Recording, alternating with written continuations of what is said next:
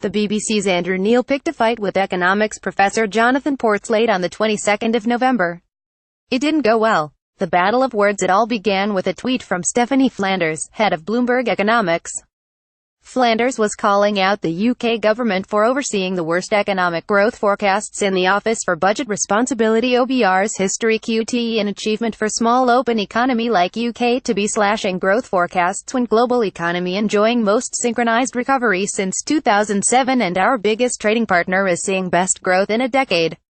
Stephanie Flanders at Economics, November 22, 2017. Flanders joked that it's quite an achievement for the UK to slash growth forecasts, given it's a small open economy.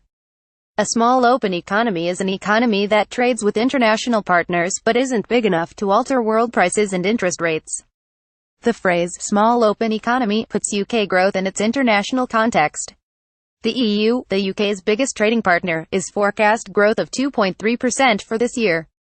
Still, the Chancellor announced UK growth for 2017 has been slashed from 2% to only 1.5%. But BBC presenter Neil took the phrase literally, define small, given UK 56th largest economy in world. What does that make? 7th downwards.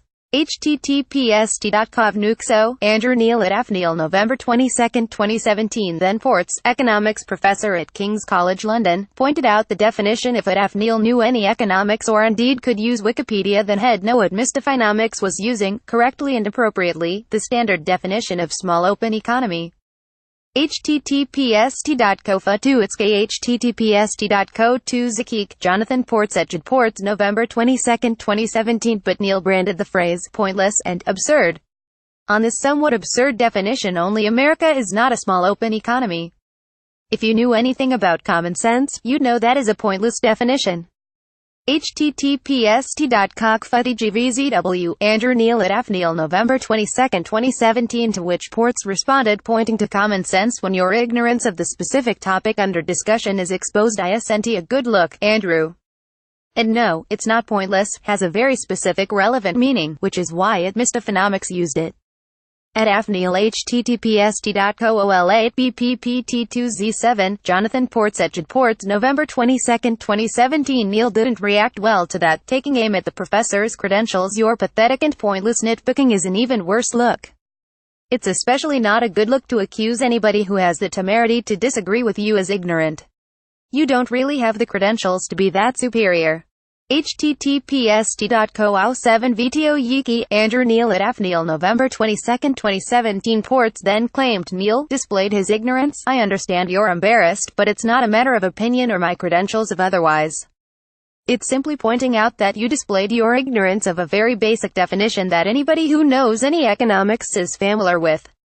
https://t.coim5gvimp, Jonathan Portes at Portes, November 22, 2017. The lack of economic knowledge in the media. The lack of economic knowledge in the media has long facilitated the Conservatives' austerity agenda.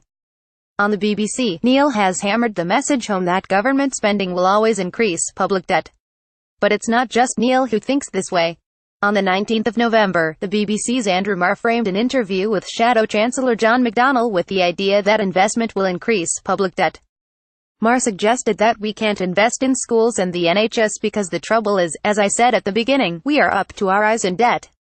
The thing is, the Conservatives have been cutting public spending since they came to power in 2010.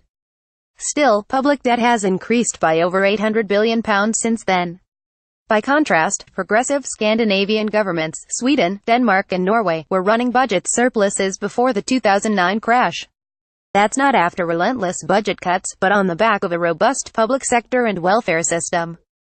Calculated public investment can facilitate economic activity and bring greater returns in the long term. Portes says Neil has a blind spot when it comes to economics. This is not an isolated problem, but indicative of an absence of macroeconomic thought in the wider media. We need to speak up where they've failed. Correction: this article was updated at 3:40 p.m. on the 24th of November to make clear that UK public debt has increased by over £800 billion since 2010. It previously incorrectly stated that the figure was over £800 million. Get involved. Join the ongoing media revolution.